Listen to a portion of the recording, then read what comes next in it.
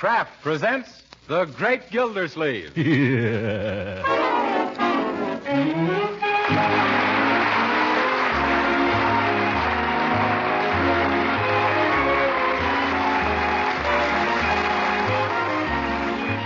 Each week at this time, the Kraft Cheese Company presents for your enjoyment Harold Perry as The Great Gildersleeve, written by Leonard L. Levinson.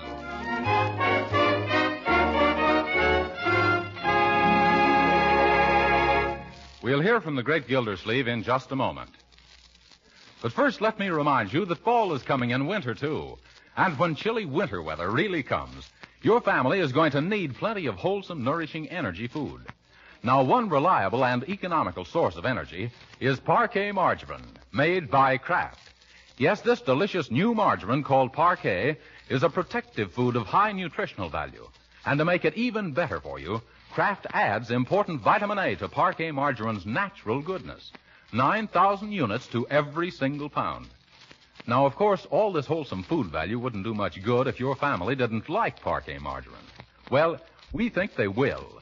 Thousands of American families do. Yes, they like Parquet margarine's delicate, satisfying flavor for table use, for baking, and for pan frying. Best of all, Parquet margarine is economical, yet it's made by Kraft to the same high standards as all Kraft food products. But why not find out for yourself? Yes, why not try a pound or two of wholesome, nourishing Parquet margarine tomorrow? Just ask for Parquet, P-A-R-K-A-Y.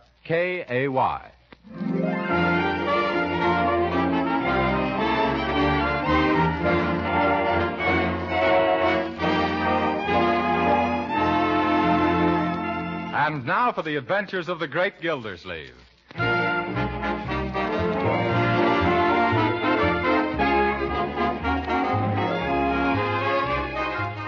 Yes, and now I'll check the grocery bill. 9 and 9 is 18, and 8 is 28. 26. And 7 is, 33, and 5 is... What are you doing, Uncle 33 and...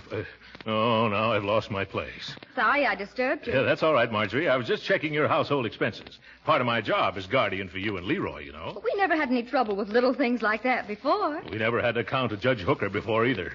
Why, that dyspeptic little judicial blunder. Oh, now, Uncle Mort. I'll let you get on with your work. Yes. Guess I'll have to start all over again. 9 and 9 is 18, and 8 is 28. 26. And 7 is... Excuse me, Mr. Gildersleeve. Ham or beef? And 7... Lost it again. Ham or beef what? Filling. What filling? Sandwich filling. What sandwich? That's what I want to know. Ham or beef? Cheese. Yes, sir. Yes. 9 and a cheese sandwich is 18. And, 26. Well, I got it right the first time. And 7 is... Say, Uncle Mort, supposing I could buy a swell airplane motor cheap, what would you say? 9 and 9 is 18. Where am I? Oh, back at the bottom again. But I can, Uncle Mort. I can buy a practically brand new Bumblebee plane motor for $19 from Piggy Banks. What are Piggy Banks? They aren't anything. He's my pal. Ew. And this engine is such a bargain, I'm ashamed to buy it for that price. You needn't be ashamed, Leroy. You're not going to buy it. But, Uncle Mort. Young man, you're far too young to take up flying. But this is a miniature plane motor. It fits right in my model super-duper swooper. You... a model plane. Well, I forgot you were a flying bug. That's a good one, Uncle Mort. Yeah. How's about that $19? Yeah. Hold on, Leroy. $19 is a lot of money. Oh, not for this motor, Unc. Piggy'd never part with it except his plane made an emergency landing into his pop store window. And he wants $19 for the motor? No, he wants $19 for a new window. Yeah. Can I have the dough, Uncle Mort? Well, I'm afraid not, Leroy. That's quite a large sum. And you know I've got to account to Judge Hooker for every penny you children spend. Oh, why can't he keep his nose out of our business? But that is his business, Leroy, sticking his nose into other people's. And he's got plenty of equipment for the job, too. Oh, but gee whiz, Uncle Mort. I bet you had a model airplane motor when you were my age. When I was your age, my boy, there were no airplanes. Everybody thought the Wright brothers were wrong. Well,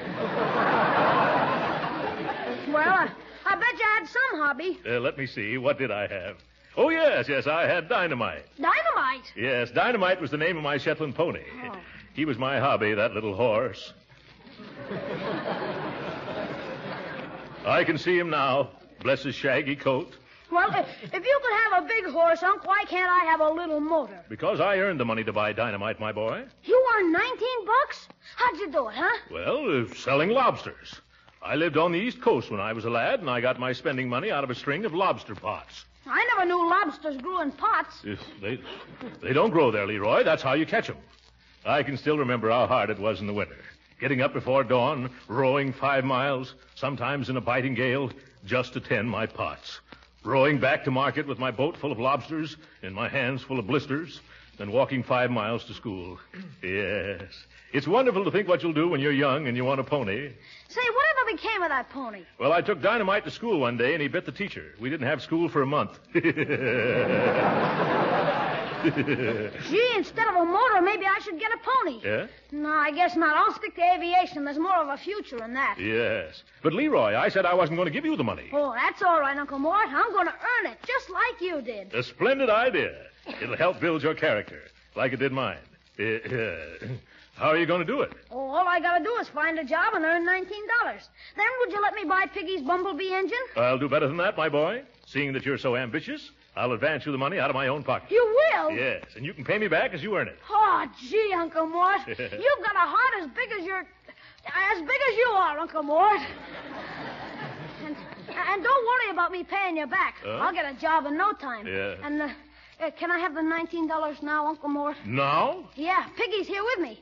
He can't go home until he gets the money. Oh, yes, I see. Well, here you are. 10, 15, 17, 18, 19. Oh, thanks. Yeah. Hey, Piggy, it's a deal. Here's the dough. Yeah. Youth with its trivial problems. I wonder what kind of a job that boy will get. Need a boy? Oh, you don't. Need a boy? Oh, you don't.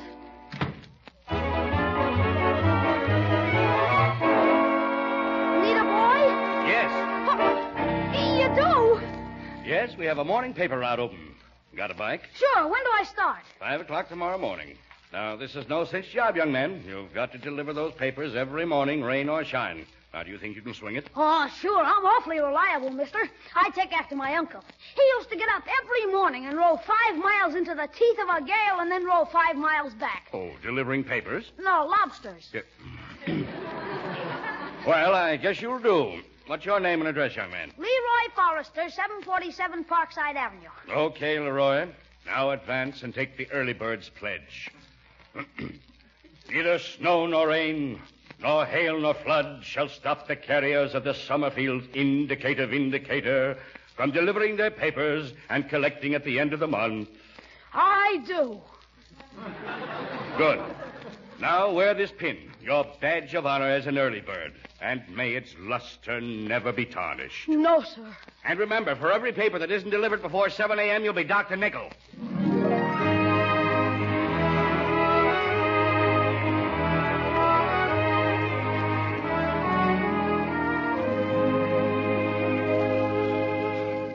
Strange. Leroy isn't usually late for dinner, is he, Bertie? No, ma'am. Dinner's usually late for him.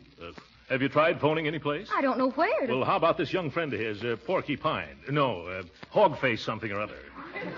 Oh, yes, Piggy Banks. What's his phone number? Let's call him, huh? I got a job. Well, congratulations, my boy. What you doing getting jobs at supper time? What kind of a job is it, Leroy? Delivering a paper route for the Indicator Vindicator. Well, isn't that peachy? Indicator, Vindicator, huh? Yeah. When do you start? Tomorrow morning at 5 o'clock. 5 in the morning? Did he say 5? You hear what the boy say? Yeah. Yeah, that means I gotta get up at 4. Oh, and... Leroy, you can't get up that early. Oh, yes, I can. I'll set all the alarm clocks in the house. Oh, and Leroy, I'm afraid you're a little too young for that sort of thing. Maybe next year. Oh, but you had a much tougher job, Unc. You told But me. Uncle's a big man. Yeah. Well, he wasn't a man then. He wasn't even an uncle. You promised me I could do this. Uncle Mort, you promised me I could do it, and I promised the circulation manager. How'd it look if we both broke our promises? It looked better than getting up in the middle of the night. Yes, I agree with you. This puts me in rather a bad spot, Leroy. What would Judge Hooker say about this? That is building my character. Well... Now, I better go to bed if I'm going to get up at 4 o'clock. But you haven't had dinner yet. Okay, then, let's eat. What's delaying dinner, Bertie? What's delaying, he said. Look here, you Leroy. We got ham for dinner, and whilst waiting for you, I frizzled it, defrizzled it, and refrizzled it until it's frazzled.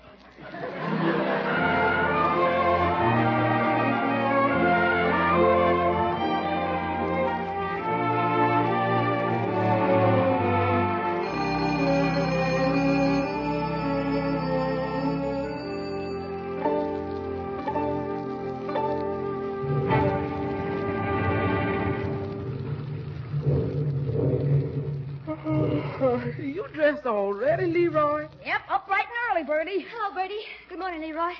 Oh, don't look at me. I haven't had time to put on my makeup. I'm a sight. Gee, sis, I never knew you looked like that. I like you better without makeup. Looks like a skinned rabbit to me. Stop. Have you had anything to eat, Leroy? Oh, yeah, I fixed myself a swell breakfast. What did you have? A ketchup sandwich and a peanut bar. Land of Goshen, boy, that ain't no breakfast. I'm gonna fix you some pancakes. What was that? Oh, just a little drizzle. A little drizzle? Why, Leroy, it's coming down in buckets. Where? Why, look at that street. It's flooded. Why, the water's running over the curb. You can't go out in weather like this. Oh, yes, I can. Neither snow nor rain, nor hail nor flood shall stop the carriers of the indicator vindicator. I do. You don't. Not this morning. Oh, gee, Marge, I got my rubber boots and my slicker and my rain cap out in the hall, and I'll be riding my bike. You're not going out in that rain. Oh, shucks. This is nothing to what Uncle Mort had to face when he was a boy. He used to row 5 miles out to sea in a lobster pot. I don't care if he... Oh, Uncle Mort. Why, he could take out the car and drive you around. I'm going to wake him up right now. Oh, gee whiz. Who ever heard of a guy's uncle driving him around a paper route? Oh, Uncle Throckmorton. That's very good, Judge Hooker. Uncle Mort. Yeah, giddy up, Dynamite. Uncle Mort, wake up. Wake up, Uncle Mort. Well, who's that? It's me, Marjorie. Marjorie who? Oh, Marjorie you. Yeah. Good night, Marjorie.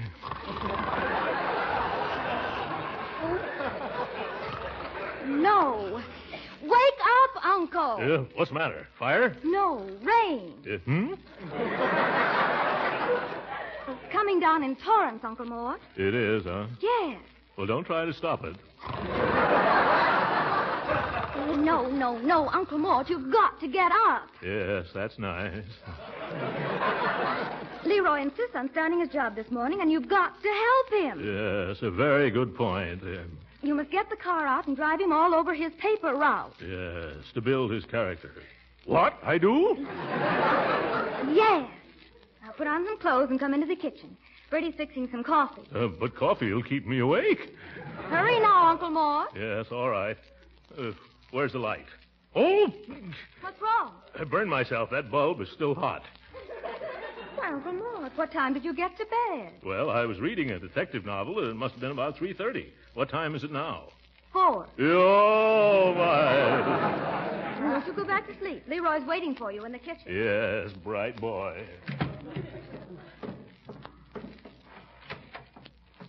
But if people don't get their papers, Leroy, they'll understand it, because it's on account of the rain. Bertie's right, Leroy. No, look. I got almost 100 customers. And if I don't deliver 100 papers, I get docked a nickel apiece. That's $5. You do? Yeah, and suppose it rains steady for a week. Then I'll owe the company $35. Why, at that rate, it'll cost me $150 a month just not to deliver papers. I can't afford it. Uncle Mort has very kindly consented to drive you around, Leroy. Oh, gee, you shouldn't have disturbed him. He had it tough enough when he was a kid. He's entitled to some rest now. Coffee. Here you is, Mr. Gildersleeve. Thanks. Somebody hold the saucer. I think I can handle the cup.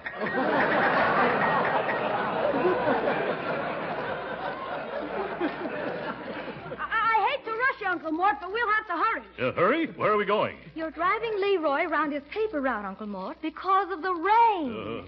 You better put on something warmer than that bathrobe and them pajamas. You know summer's all over. He won't have to get out of the car. Here's your overcoat, Unc. That's all you'll need. Yes, thank you. There, we're all set. Now let's go. Okay. Which way's the door? Right through here. Yes. Oh, it's raining. What am I doing out in the rain? You're going to help me deliver my papers. Papers? What papers? The man said they'd leave the bundle right here on the porch. Where? I can't see any. Oh! Hey, Uncle Mort. What? They left the papers all right. Yes!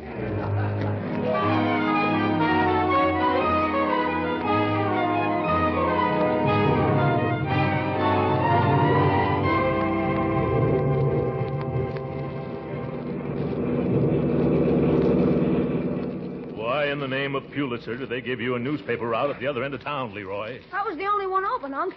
Say, I bet this reminds you of the good old days. What good old days? You know, when you went out to the sea lobster potting. Yeah. Why, George, I wish I'd never brought those lobsters up. How much farther is it, Leroy? Oh, just a block or two. Oh, no, stop right here. Yeah. Hey, here's my first customer. The Taj Mahal Bungalow Court. You just wait here while I deliver 4 papers. Yes. Better turn on the radio or I'll fall asleep. And so, if you're troubled with insomnia, why don't you trot right down to your nearest open all-night drugstore and purchase a can of Dr. Dollop's delicious Dream Drops? Is that so? Yes. And tell the druggist that Bert, the night clerk, sent you. Yes. And after you've taken a dozen drops, you'll doze into a delightful delirium from... That guy would put an owl to sleep. Okay, Uncle Mort. Right straight ahead to the next corner. Yeah. Now turn right. Right. Oh, careful of that milk wagon, Uncle Mort. What milk wagon? I don't... Oh! Yeah, whoa. Hey, you! What you mean, running into my wagon? What are you doing in the middle of the road? I'm parked against the curb, you big chowderhead. Oh! Now, see here, don't you talk to me that way, or I'll pasteurize you, you little half-pint feather. Look out, Uncle Mort. He ain't so little. He ain't? I mean, he isn't? Oh, well, he can't frighten me. I got a good notion to report you to the police. Skidding around that corner and smacking up against my wagon and shoving my horse into a mailbox. I didn't mail your horse. Huh? Yes, and shaking up my milk, too. Well, that's good. Why don't you stay home nights like respectable folks? Now, see here. I'm always having trouble with you playboys. Playboys? What do you mean? Why don't you fuck around the street? There, now, see what you did? You woke up all my customers. I did not. You woke him up yourself. Let's get out of here, Uncle Mort. I still got a lot of papers to deliver. Yes, that's right. Let's get out of here. It's too noisy. The nerve of that milkman. Parked in the dark. And by Jove, he didn't have his taillight burning, did he, Leroy? I didn't notice. Well, he didn't. I think I'll go right back and... No, we haven't got time, Unc. Yeah. We've just been out for 15 minutes, and I'm already half an hour behind schedule. Yeah. Lucky for that milkman that you are. I'm just beginning to think of some things I should have told him. Funny, they always come just 5 minutes too late. You better watch where you're going, Uncle Mort. The water's pretty deep here. You might get off the road. Does seem to be getting deeper, doesn't it? Yep. Throw your flashlight on that sign over there, Leroy. Sure. Can you read it? What does it say? Warning, no fishing allowed. Oh! Oh, my goodness, a lake. Where's the street? I better turn around. It's back that way. Yes, I see it now. We'll be on dry land in a moment. Uh-oh, we're in a hole. Hole? Don't worry, Leroy. Everything's going to be all right. Yeah. I think the carburetor's flooded with water. Boy, now we are in a hole. Yeah. I wonder what we can do now. Well, Oh, boy. Huh? We're going to get a break, Uncle Mort. Somebody's coming down the street. Well... Hey, mister, will you pull us out? Sure, partner. Oh, Nellie. Oh, Nellie. Oh. Say, ain't this the car that ran into me over on Quinn Avenue? Yes. But... Wow. If you haven't got more brass than the Marine Band. Asking me to pull you out. Yes, but I'm willing to pay, old man. No, thanks. Giddy up, Nellie.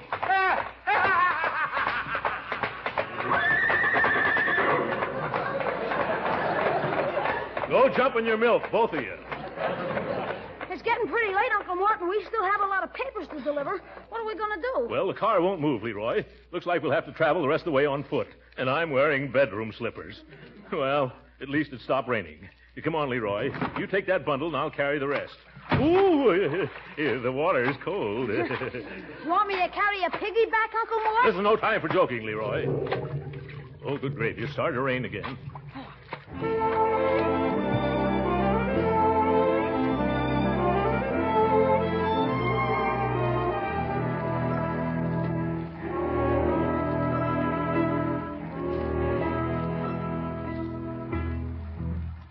Okay, come on, Uncle Mort. Just 12 more papers to deliver and we're through. George, I'm soaked to the marrow. And on me, that's pretty far down. Here's Here's 2100 Burnside. It's your turn to put it on the porch, Unc. That's a long walk up there, Leroy, and I'm rapidly reaching the end of my tether. Suppose I just throw it up on the porch, huh? Oh, no. You can't do that. Us early birds aren't allowed to throw papers, Uncle Mort. Well, I'm no early bird. I'll bet my aim is still pretty good, too. Oh, but we've got orders. Oh, it's all right. Just this once, huh? Watch me place it on the porch. Yep. There it goes. Oh, gee. It hit a window on the second floor. I told you shouldn't... Let's not stand around, Leroy. We delivered the paper, didn't we? Come on, quick. We might as well get going. Operator. Where's that operator? Get me to the police department at once. Hello, police. This is Judge Hooker at 2100 Burnside. An attempt has just been made on my life. Somebody threw something wrapped in a newspaper through my window. It might be a bomb. I'm trying a gangster in my court, and his mob is probably trying to rub me out. Get him at all costs. Spread out a dragnet. Do something. Attention, all cars. Proceed to 21st and Burnside Streets. Judge Hooker's home has been bombed. Stop and question everyone. Investigate all parked cars. Bring all suspicious characters to headquarters. That is all. Rosenblatt.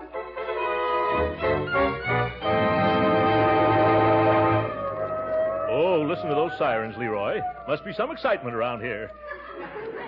I wonder what... Did you sneeze, Uncle Mort? What did it sound like? Sounds like you're catching a cold. Oh. I only got 4 more papers to deliver. Why don't you go home from here? Oh, no, I wouldn't run out on you. Well, if you insist, that's a different matter. Maybe I'd better get into some dry clothes. Oh, huh? sure. Just go straight down 21st Street to Parkside. So long. Yeah, so long, Leroy. See you at home. Oh, it's as cold as Judge Hooker's heart, and I'm as wet as a mad hen. I wonder if those policemen would mind giving me a lift home. Well, nothing ventured, nothing gained.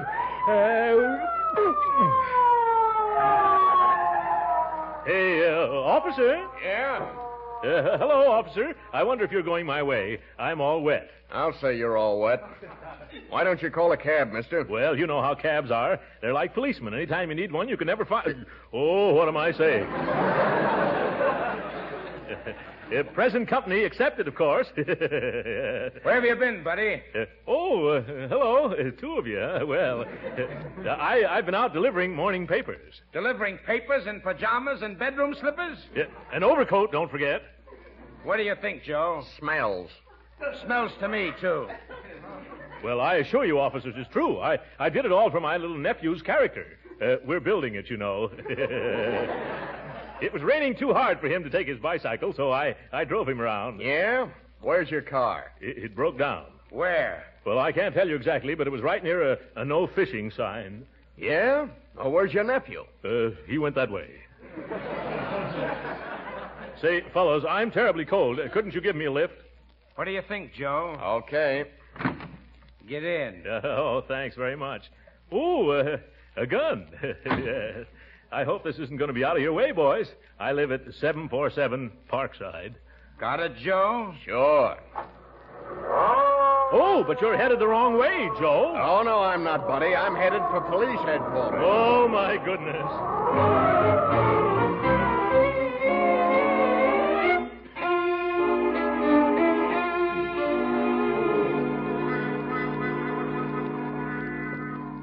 Now, Mr. Gildersleeve, you say your aim wasn't very good. Yes, Judge Rand. I hadn't had much sleep, and, well, I had the wind and the rain and my hair in my eyes. Mm-hmm. And so, instead of throwing the paper on this man's porch, you broke an upstairs window. Yes.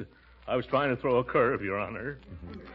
Well, Mr. Gildersleeve, your story sounds reasonable, and if you'll just wait in the sergeant's office till he can check it... Oh, gladly. I think you'll be able to go home in an hour or less. I want to thank you, Judge Rand, for being so nice to me. Yes. I hear you caught the man who tried to kill me. Let's get a look at him. Here, one moment. This is a police court, not a pool room. Who are you? Judge Hooker, Superior Court, Department 25. Well, I'm Justice of the Peace Rand of Sunrise Court. Take off your hat. Oh, excuse me. I'm a little excited. My life's been threatened, and I want to confront the coward who... Gildersleeve. Yeah, hello, Judge Hooker. Do you know this man? Well, of course. What's he doing here? Well, we picked him up near your place. He's the one... Uh-huh. I see it all now. You were trying to... I was not. Don't lie. Order! Order! Yes, order. Order in the court. Order. Now, Gildersleeve, you better make a clean breast of it. Confess, and I might be inclined to be more lenient. Say, wait a second. It's all right. I'm trying this case. Now tell me, Gildersleeve, what was in that newspaper you threw into my bedroom? I don't know what was in it, Judge. I didn't read it. Now, Judge Hooker, I've heard this man's story. I'll listen to you later. Gildersleeve, you're guilty of breaking and entering my home. But, Judge, I've never been in your home. You threw something, didn't you? Yes, but... And it broke something and entered somewhere, didn't it? Yes, Then, by your own admission, you're guilty, and by virtue of the laws of the state, I hereby sentence you to 1 year. One moment, Judge Hooker. This isn't your court. I'm the judge here, and I'm capable of running things. All right. I don't want to tell you your business. Then don't. Now, Mr. Gildersleeve, I don't think it's necessary to question your word any further. You broke Judge Hooker's window. Is that right? Yes, sir. And for that, Mr. Gildersleeve, I'm going to require you to pay for installing the new window. Yes, sir. Is that all you're going to do? No, not quite. Well, that's better.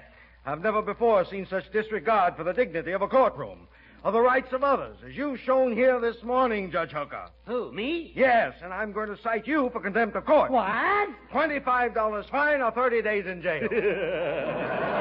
Yeah, this is wonderful.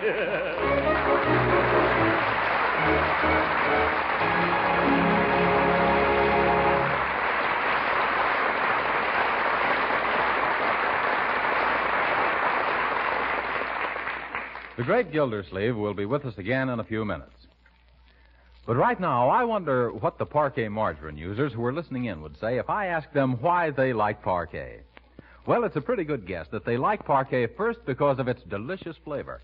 And a good many would answer, too, that they like parquet because they can use it so many ways. Yes, parquet margarine is so good tasting, you'll be proud to serve it at your table. And for the same reason, you like it for seasoning, for baking, and for pan frying, too. Why, more and more these days, good cooks are insisting on a flavor shortening for baking. A shortening that adds its own tempting taste to cookies, cakes, and pastries. And a flavor shortening is just what parquet margarine is. You'll find parquet's flavor makes it a delicious seasoning for hot vegetables, too. And a grand fat for pan frying that doesn't spatter or stick to the pan. And whether you use parquet margarine at the table, for seasoning, as a flavor shortening, or for pan frying, don't forget parquet is a nutritious food and a reliable year-round source of vitamin A. Now, when you go to your food store, don't just ask for margarine. Ask for parquet margarine made by Kraft. Remember, Kraft's reputation for quality backs every pound of parquet. So be sure to say parquet margarine. It's made by Kraft.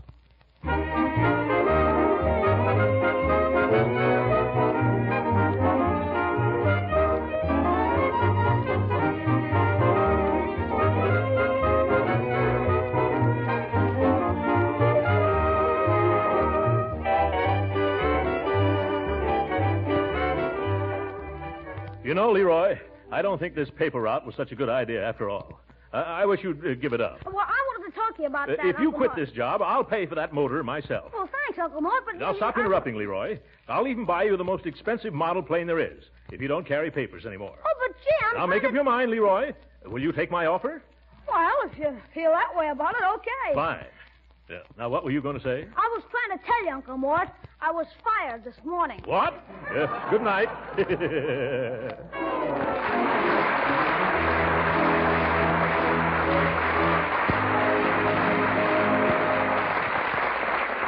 You have probably heard that September 15th through 20th is Retailers for Defense Week. During this week, your regular food dealer will be selling defense stamps. When shopping, you can help this patriotic cause by taking your change in defense stamps. Original music heard on this program was composed and conducted by William Randolph. This is Jim Bannon speaking for the Kraft Cheese Company and inviting you to be with us again next week at this same time for further adventures of the Great Gildersleeve. This is the National Broadcasting Company.